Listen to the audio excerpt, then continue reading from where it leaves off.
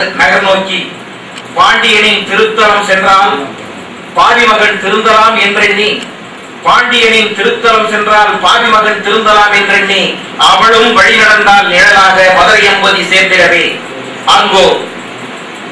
அங்கோ பாதிமகன் பொற்கொள்ளன் பாடி வைத்த பையுரையால் பாவையவள் பறிகொடுத்தாள் தன் உயிராம் கோவலனை. பாதிமகன் பொற்கொள்ளன் பாடி வைத்த பையுரையால் பாவையவள் பறிகொடுத்தாள் தன் உயிராம் கோவலனை. பயிராக வேண்டுமென்று நெல்லை பாவி வைத்த நாற்றங்காலில் பயிராக வேண்டுமென்று நெல்லை பாவி வைத்த நாற்றங்காலில் வாழும் எருமை புகுந்து சேராக்கியதை போல் வாழ்வு செழிக்க வணிகம் செய்வோம் என்று வந்த மகன் தேரா மன்னன் தென்னவன் கோவால் பழி சுமந்திங்கே பலியாகி போனான் என்னும் செய்தி கேட்டு குதித்தாள் கொந்தளித்தாள்.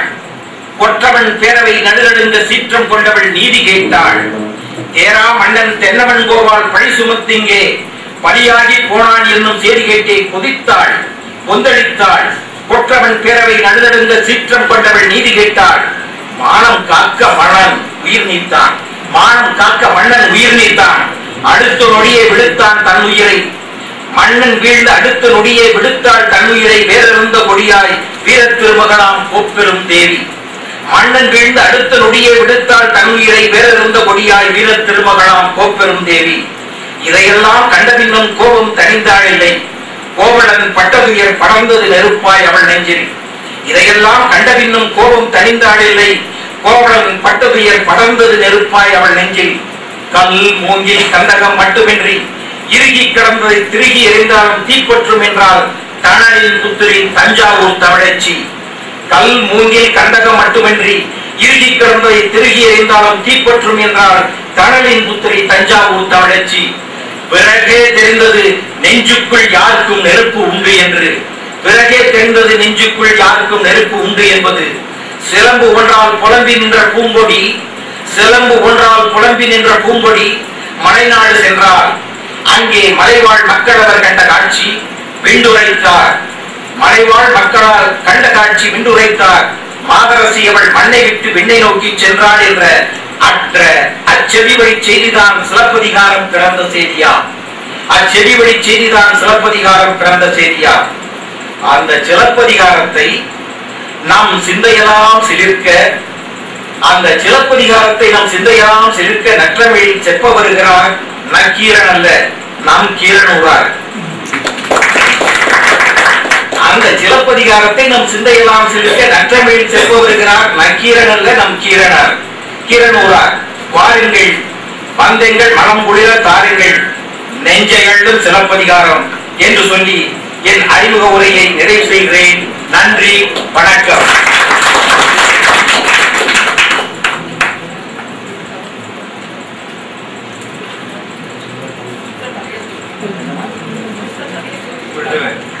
பார்த்தசாரதி அவர்களை நிகழ்ச்சி ஆரம்பிக்கிறார்கள்.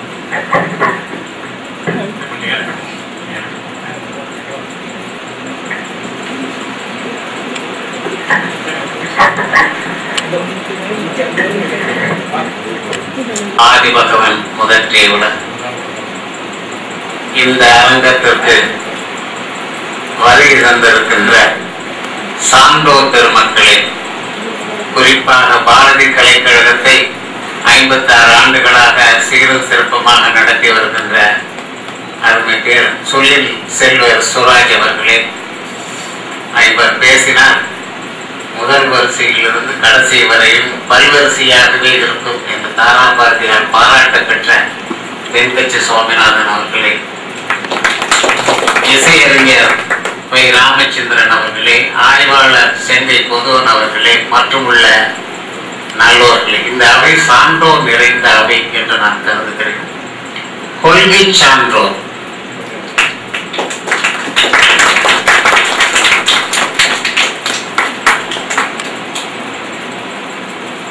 கற்றறிந்த மக்கள் கொள்கை சான்றோர் நிரம்பிய அவை. இந்த அவையிலே ஒரு செய்தி சொல்லப்படுமே ஆனால் அந்த செய்திக்கு ஒரு தனி முக்கியம் உண்டு.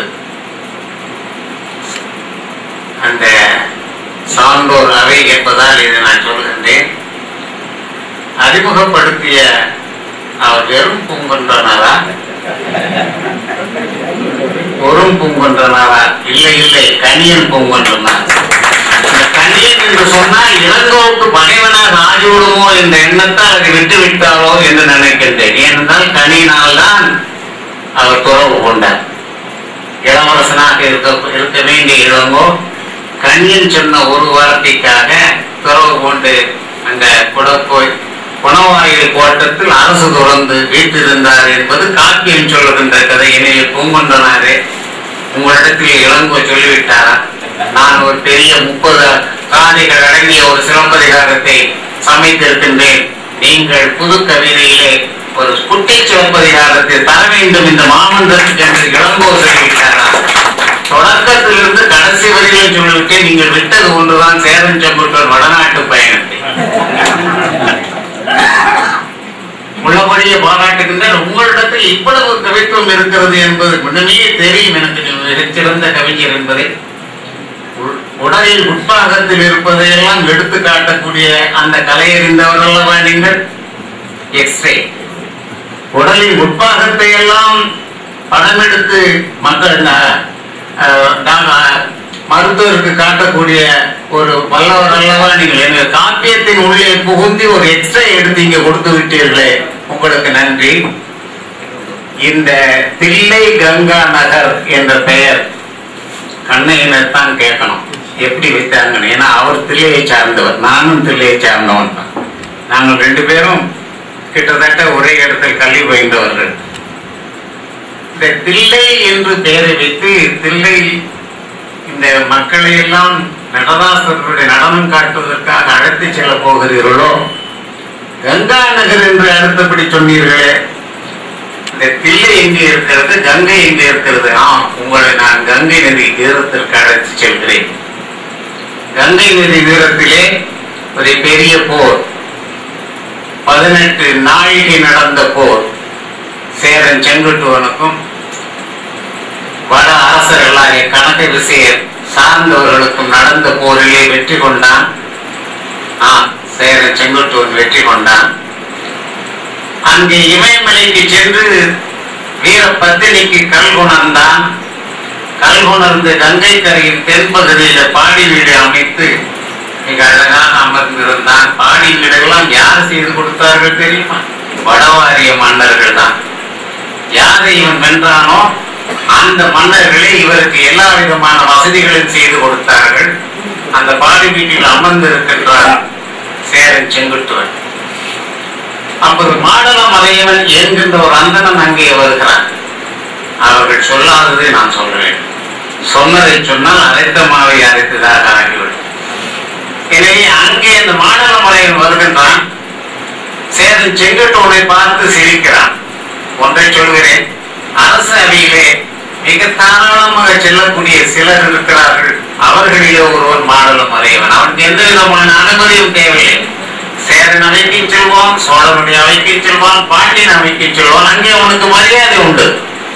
அந்த மாடல மலையவன் சிரித்துக் கொண்டே சொல்கிறான், என்னையா இந்த 2 பேருடைய தலையிலே கல் வச்சிருக்கிறீங்க, அரசாண்ட மன்னர்களுடைய தலையிலே கல் வைத்து இருக்கிறீர்களே, இது எதனால் வந்தது தெரியுமா? அங்கே பூம்புகார் நகரிலே ஒரு பெண் காணல் வரி பாடினாள். அவள் தான் மாதிரி. அவள் காணல் வரி பாடியதுதான் இப்பொழுது இவர்கள் தலையிலே கல்லாக நிற்கின்றார். கண்ணை வாழ்க்கை எங்கோ மாதிரி மணந்தை காணல் பாடி கனக விசையர்தான் முடித்தலை நிறுத்து முதுநீர் ஞானம் அடிப்படுத்தாண்ட அரசே வாழ்க என்று குறிப்பிட்டார். சேரன் செங்குட்டுவனுக்கு இவன் என்ன சொல்லுகிறான் என்றே புரியவில்லை. அங்கே மதுரையில் நடந்த நிகழ்ச்சி சேரனுக்கு தெரியும், செங்குன்றத்தில் நடந்த செய்தியும் சேரனுக்கு தெரியும். இந்த மாதவியா அவன் ஏன் காணல் பாடி பாடினான், அது எப்படி இந்த கனக விசையை முடித்த நானெல்லாம் வீரத்தால் என்று வென்றேன், இவன் காணவெறி வென்றது என்று சொல்கிறாரே இந்த அந்தனர் என்று அவர் ஏந்து பார்க்கிறார். இங்க இருக்கிறவர்கள் எல்லாம் நகைப்புக்கு உரிய ஒரு செய்தியை சொல்லுகின்றார். மாடலாம் இவருடைய உண்மை என்ன என்று கேட்கிறார். அப்படி சொல்கின்றான், இந்த கடற்கானலிலே மாதவி காணல் வரி பாடினாள். ஊழல் வந்தது, பிரிகிறான் கோலன். காணல் வரியான் பாட மற்றொன்றின் மீது மனம் வைத்து மாயப்பை கொலகூட்டும் மாயத்தாள் என்று சொல்லி அங்கிருந்து பிரிகிறான். பிரிந்தவர் நேராக கண்ணை விட்டு செல்கிறான். நான் மதுரை செல்ல வேண்டும் என்று காய்ச்சலப்போடும் மதுரை செல்கின்றான்.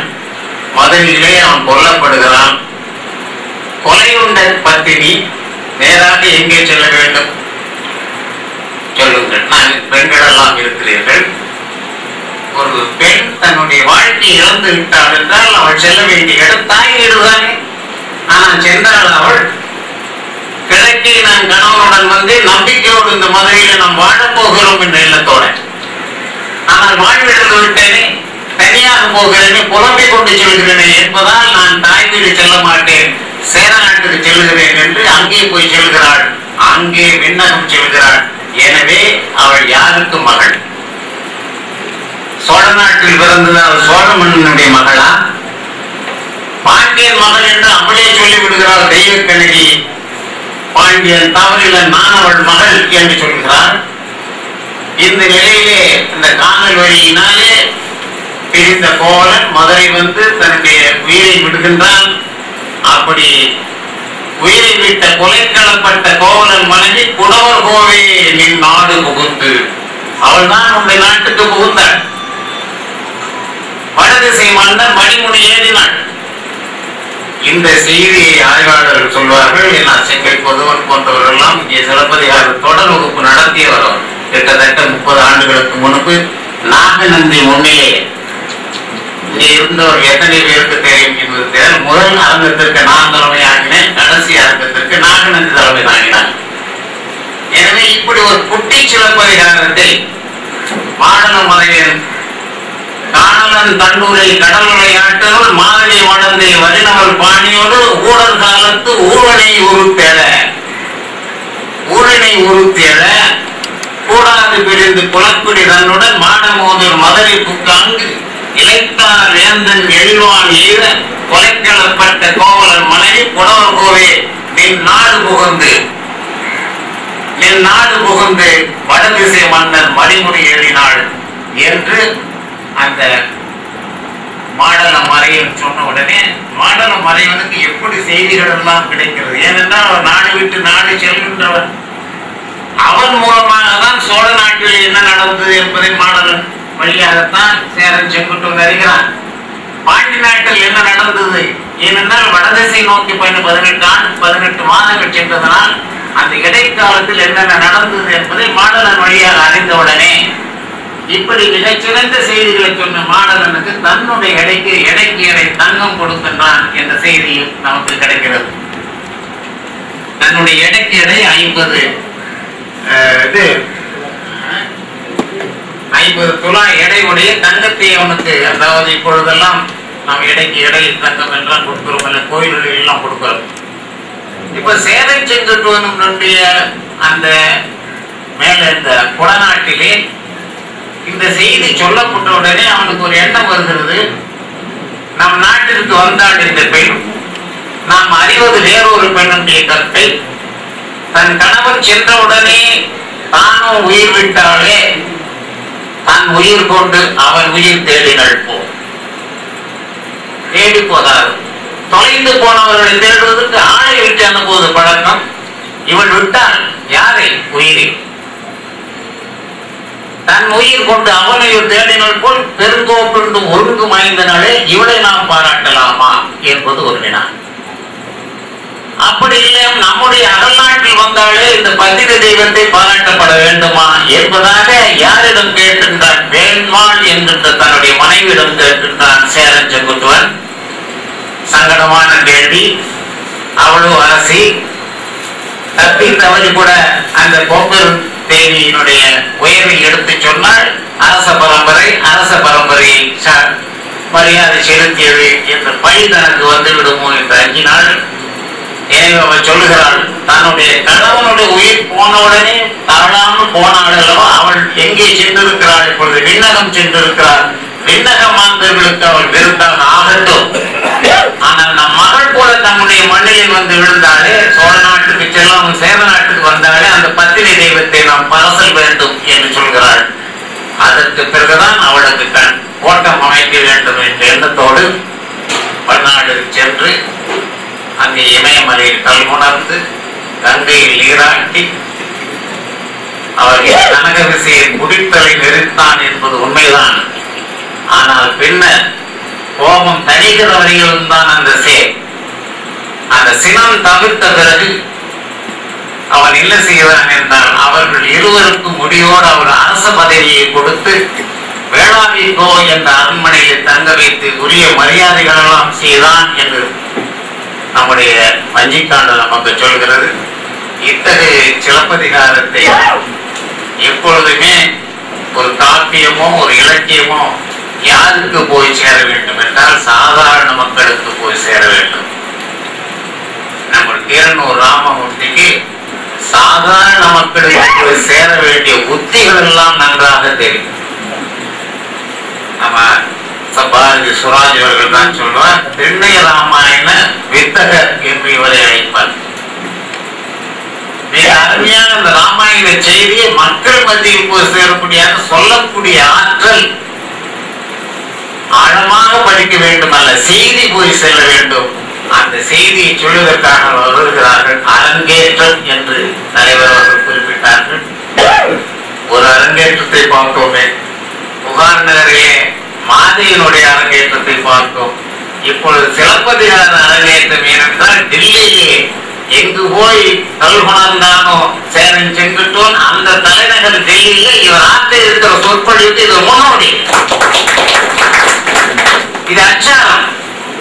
அச்சாரம் சொன்னா சில பேருக்கு புரியாது, அட்வான்ஸ். ஆக இது மிக சிறந்த முறையிலே அவருடைய சொற்பொழி அமையும் என்ற நம்பிக்கை எனக்கு உண்டு. அவர்களுக்கு தொடக்கி வைக்கின்றேன்.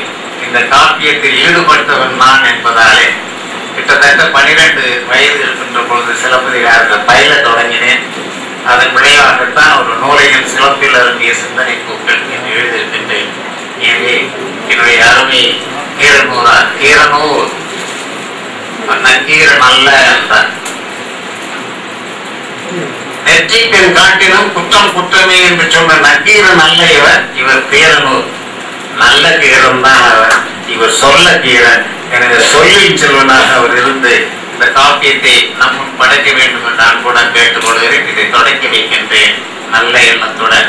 இவருடைய கொடி சேர செங்குற்றின் கொடி எப்படி இமயமலையிலே போய் அவன் நாட்டி தமிழ்நாட்டிலே கொடி சேர்த்தானோ அதே போல தில்லை கங்கா நகரிலே வருகின்ற திருமகனாருடைய கொடியை, இந்த தமிழ் கொடியை, சிலப்பதிகார கொடியை டெல்லியிலே போய் ஏற்றி வைக்க வேண்டும் என்று வாழ்த்தி இந்த அரங்கத்தை தொடங்கி வைக்கின்றேன். நன்றி, வணக்கம்.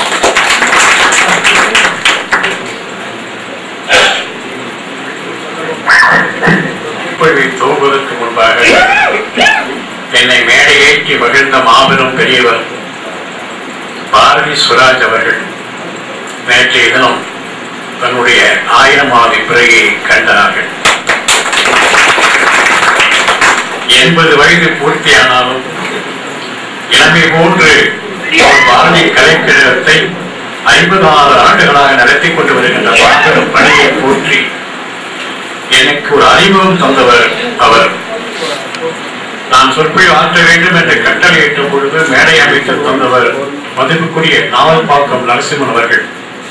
நான் விரும்பியதெல்லாம் என்னுடைய சொற்பொழிவை தூங்கி வைப்பது பாரதி சுராஜ் அவர்கள் மட்டுமே என்று சொல்ல சிறப்பான முறையிலே பாரதி சுராஜ் அவர்கள் வந்து அந்த சொற்பொழிவை துவங்கி வைத்தார்கள். பிப்ரவரி 2005 அன்று.